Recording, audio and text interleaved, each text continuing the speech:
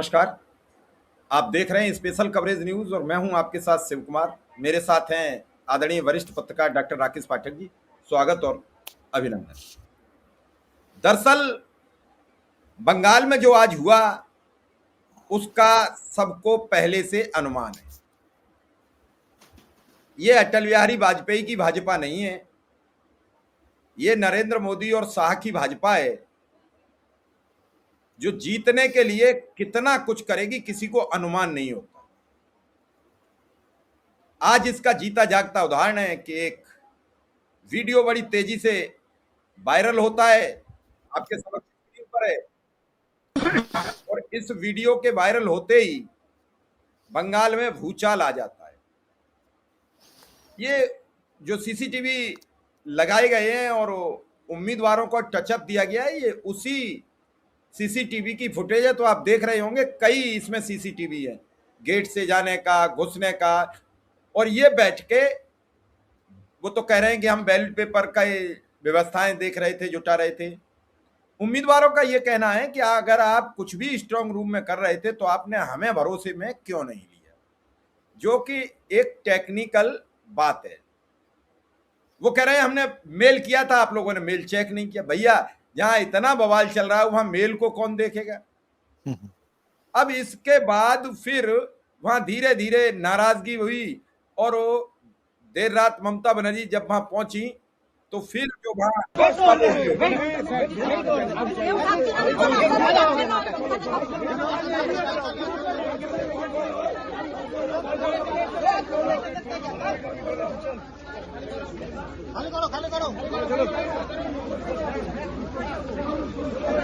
रात्रि का वक्त है। आज आप अगर सर गिनेंगे तो आदमी से ज्यादा पुलिस के हैं, फिर भी पुलिस रोक नहीं पा रही है। मौत को कोई रोक नहीं पाता है।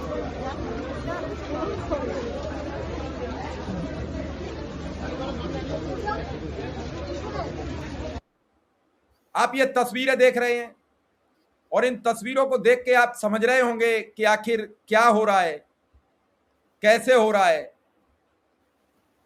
क्यों ऐसी बातें आई। ममता बनर्जी आधी रात को दौड़ी दौड़ी क्यों पहुंची, धरने पर बैठ गई, नहीं रोक पाया मोदी शाह का वो 2.5 लाख फोर्स। देखिए शिव कुमार जी, पहले तो समझ लेना चाहिए मोदी शाह को भी और देश को भी कि ये बंगाल है, ये हरियाणा नहीं है, ये बिहार नहीं है, ये महाराष्ट्र नहीं है।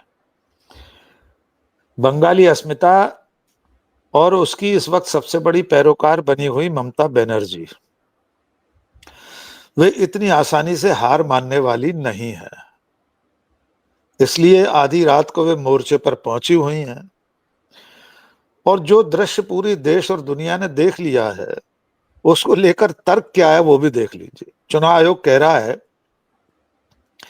कि हम बैलेट पेपर को अलग करने का काम कर रहे हैं। देखिए उनका सीधी सीधी सफाई सुना देता हूं। शाम 4 बजे से बैलेट को अलग करने का काम स्ट्रांग रूम के कॉरिडोर में हो रहा था। भाई, मतगणना में 4 दिन है अभी। ये बैलेट पेपर को अभी से आधी रात में बिना प्रत्याशियों को इत्तला दिए अभी से अलग करने के काम में क्यों लग गए। और चुनाव में लगे हुए अधिकारी, मशीनरी बीजेपी के नेताओं कार्यकर्ताओं के साथ क्या कर रही है। अगर ये काम कर भी रहे थे तो वहां बीजेपी के कार्यकर्ता और नेता क्यों दिखाई दे रहे हैं। सीधी सी बात यह है कि मोदी शाह को इतना सब करने के बावजूद बंगाल में अपनी जीत सुनिश्चित नहीं दिखाई दे रही होगी। क्या क्या कुछ किया है इस चुनाव में, हमारे दर्शकों को हम हर दिन गिनाते रहे, फिर गिना देते हैं।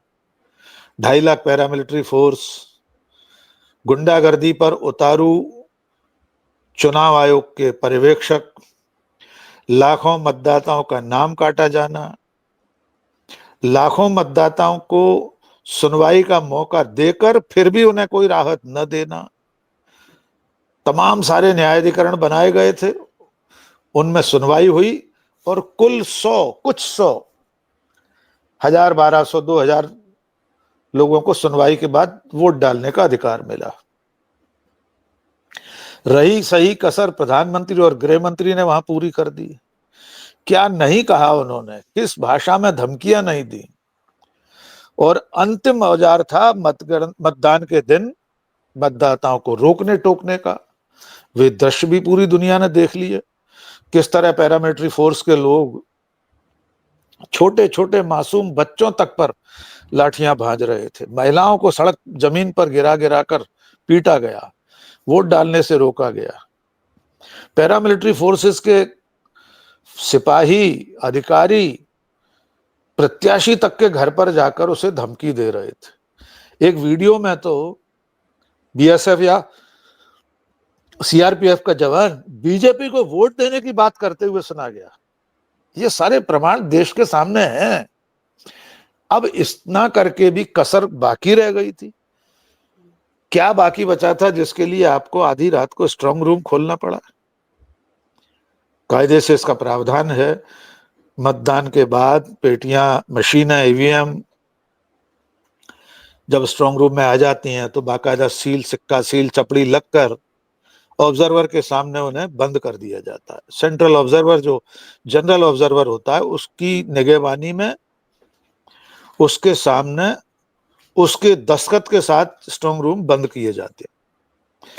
फिर वो तब तक नहीं खुल सकते मतगणना के दिन सुबह, जब तक ऑब्जर्वर खुद वहां ना पहुंच जाए।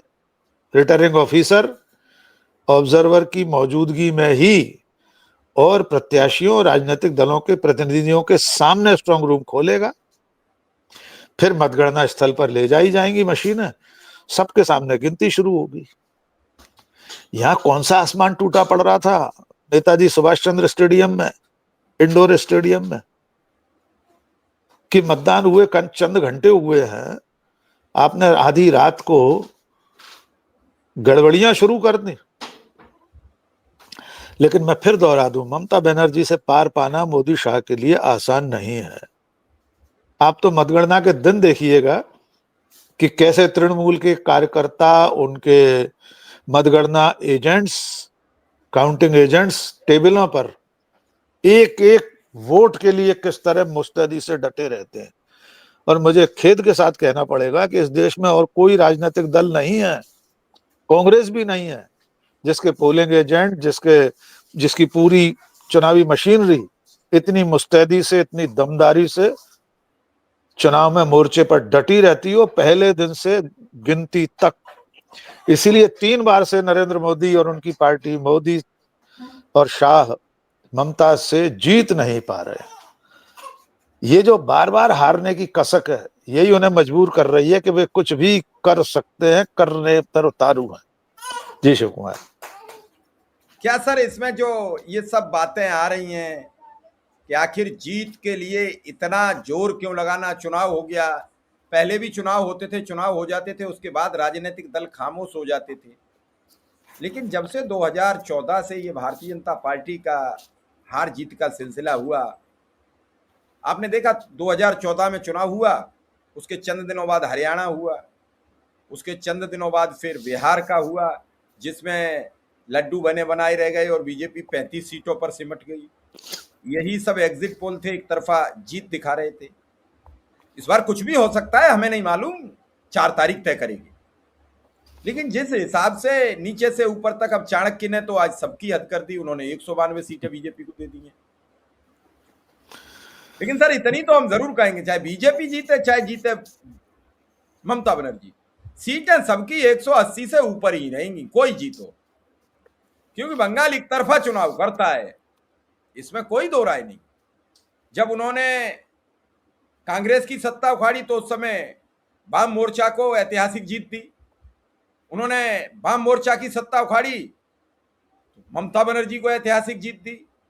लेकिन यहां पर एक सवाल यह है कि जो 35 सालों तक हाँपता ना हो, 30 सालों तक कांपता ना हो, क्या वो 15 साल के सुशासन को उखाड़ फेंकने के लिए तैयार है? थोड़ा लंबी दूरी का खिलाड़ी है बंगाल, लेकिन मोदी है तो मुमकिन भी हो सकता है।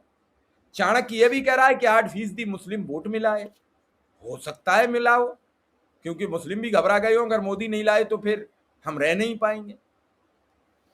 क्या ये सर, मेरा सवाल बड़ा गंभीर है आपसे, क्या ये किसी भी हालात में, मान लीजिए ज्ञानेश कुमारी अपनी परीक्षा में पास हो गए, शाह अपने ईडी वाली परीक्षा में पास हो गए।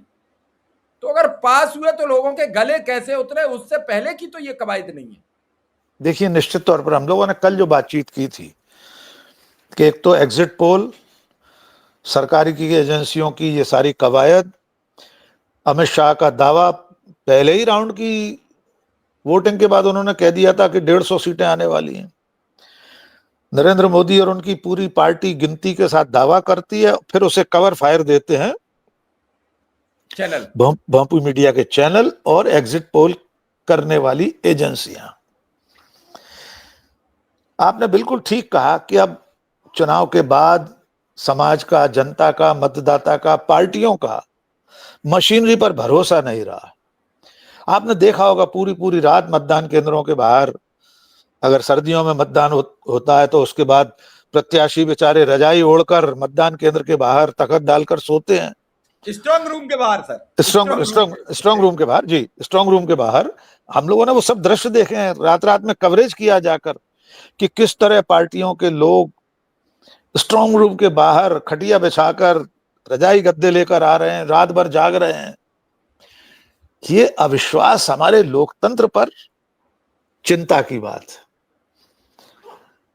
यही वजह है कि अब जो आखिरी कोशिश है, अब मैं उस बहुत महत्वपूर्ण विषय की तरफ आपको ले चलता हूं। देखिए, अब ईवीएम में जो होना था हो चुका, बटन दब चुका है। असली खेल, यहाँ भी एक टिप्पणी है आपसे कि फिर जब 29 तारीख को मतदान हो गया और सब जगह हो गया, तो फिर 5 दिन बाद मतगणना क्यों? पहले तो आपने यही समझा होगा हमेशा वोट हुए 2 दिन का मौका दिया जाता था रिपोल वगैरह के लिए, और तीसरे दिन हर हाल में मतगणना, वैसे तीसरे ही दिन। देखिए, ये जो गैप है ये भी तो संदेह पैदा करने वाला ही है।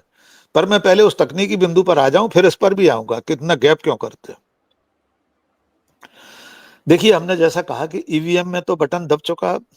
बिल्कुल, चूंकि इस बार मुकाबला बहुत कांटे का है, हम इन्हीं एग्जिट पोल्स को मान लेते हैं, सबकी सुन लेते हैं और ये मान लेते हैं कि बिल्कुल गला काट स्पर्धा है, एक एक वोट की मारामारी है।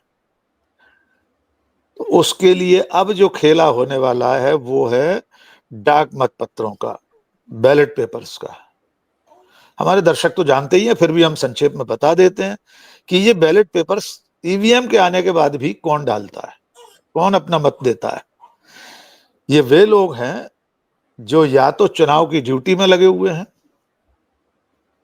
मतदाता हैं, उनकी ड्यूटी कहीं और लगी है, उन्हें अपने मतदान केंद्र पर वोट डालने की उस दिन मोहलत नहीं मिल पाएगी, तो वे अपना डाक मतपत्र भेज देते हैं, समय पर मंगाते हैं, उनको डाक मतपत्र मिलता है, फिर वे भेज देते हैं बंद लिफाफे में।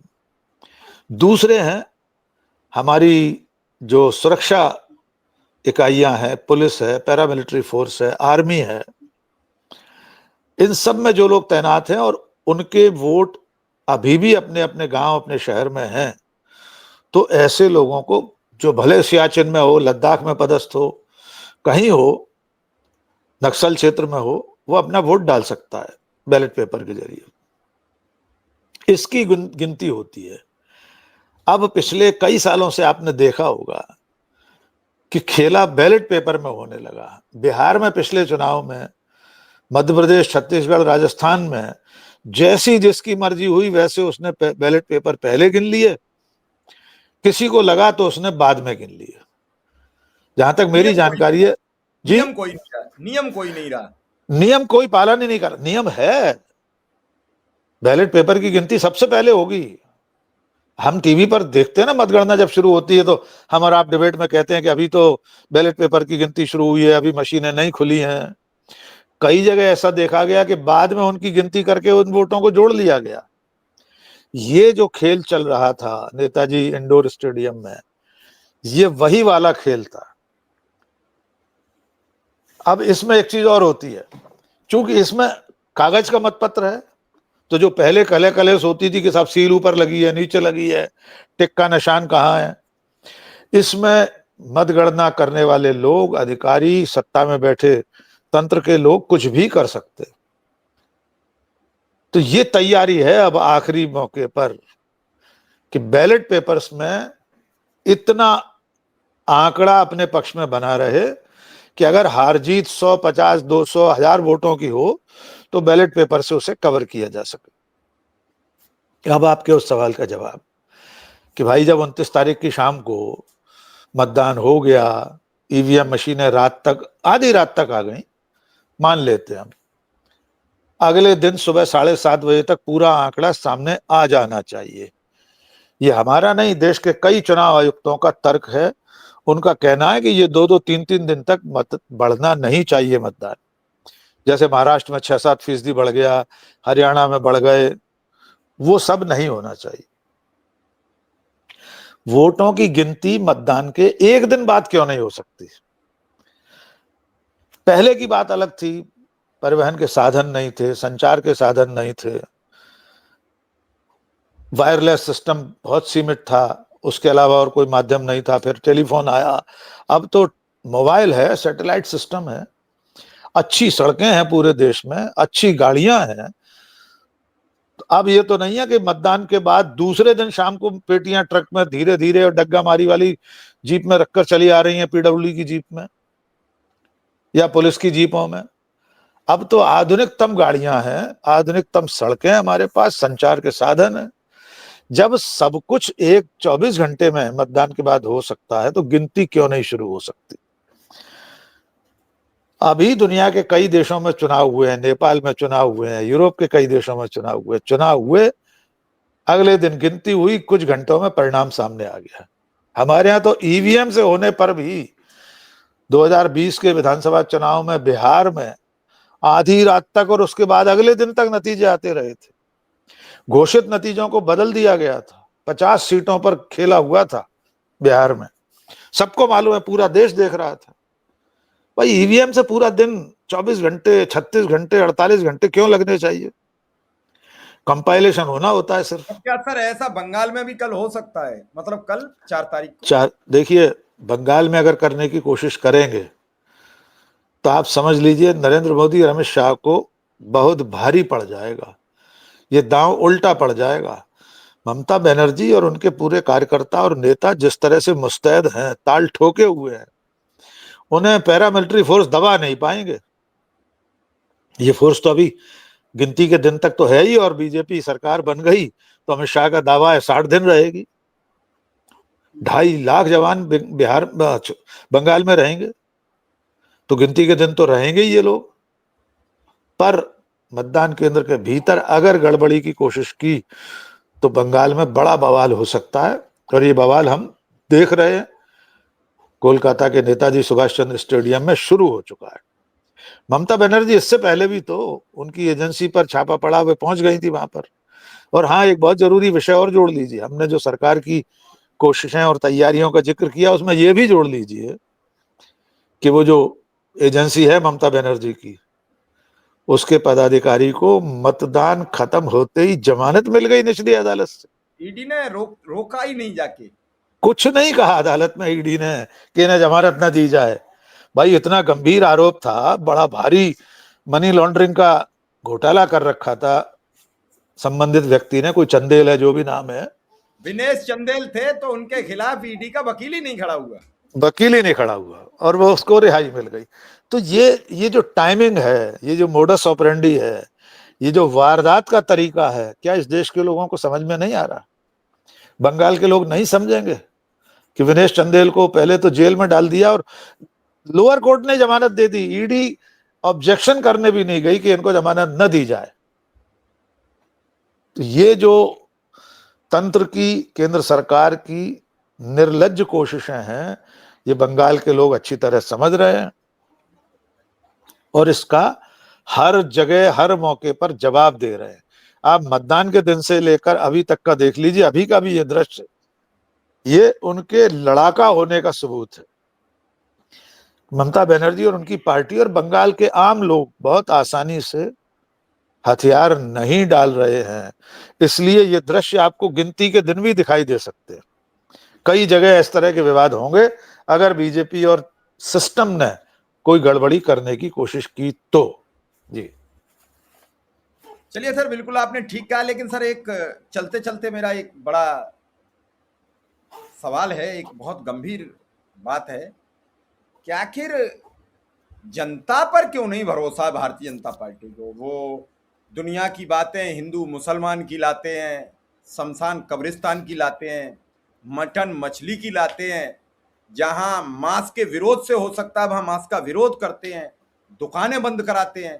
जहां जरूरत होती है वहां मांस की खुलवाते हैं, जहां जरूरत होती है वहां बीफ की खुलवाते हैं, और जहां जरूरत होती है वहां के राज्य को परिवेश में, परिधान में, जाने क्या क्या नौटंकियां होती हैं। लेकिन उस सब के बाद जनता पर भरोसा क्यों नहीं? और ऐसी पार्टी को देश पर शासन करने का ये 150 करोड़ लोग अधिकार कैसे दे रहे हैं? बड़ा सर गंभीर सवाल है कि इतना सब कुछ और आप पर कोई ऐसा तारतम्य नहीं है कि हमने ये विकास किया है। अब तो 12 वर्ष हो गए, अब तो डिलीवरी का वक्त है, अब कहने का वक्त नहीं बचा है। तो हमने ये आपको दिया, फला टाइम में हमने ये दिया, फला टाइम में ये दिया, आप हमें वोट दीजिए, आपको हमारी कार्यशैली अच्छी लगती है। मतलब तब भी 2014 में भी हिंदू मुसलमान और भ्रष्टाचार था कांग्रेस का, आज 2026 में भी हिंदू मुसलमान और कांग्रेस का भ्रष्टाचार, इसके अलावा कुछ नहीं। क्योंकि उनके पास बताने के लिए कुछ है नहीं।